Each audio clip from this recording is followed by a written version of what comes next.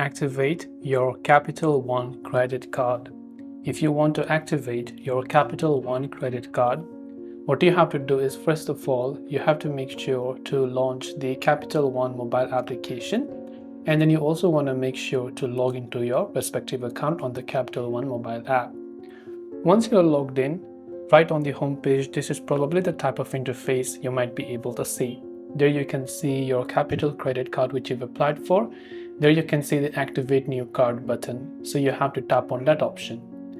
On the next page, you'll find different options. Again, you have to tap the option called Activate a New Card. Then when you've done that, simply enter your 3-digit security code of the card. Then you want to tap the Submit button. Then after you've done that, your card will be successfully activated.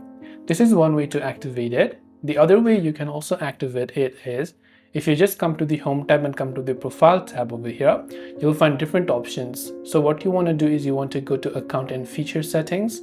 From there, you'll find the option Activate a Credit Card. From there on also, you can select that, follow the instructions to activate your Capital One credit card. This way you can activate Capital One credit card. I hope that this video helped you out. If you have got any further questions, do feel free to also leave them down in the comment section below.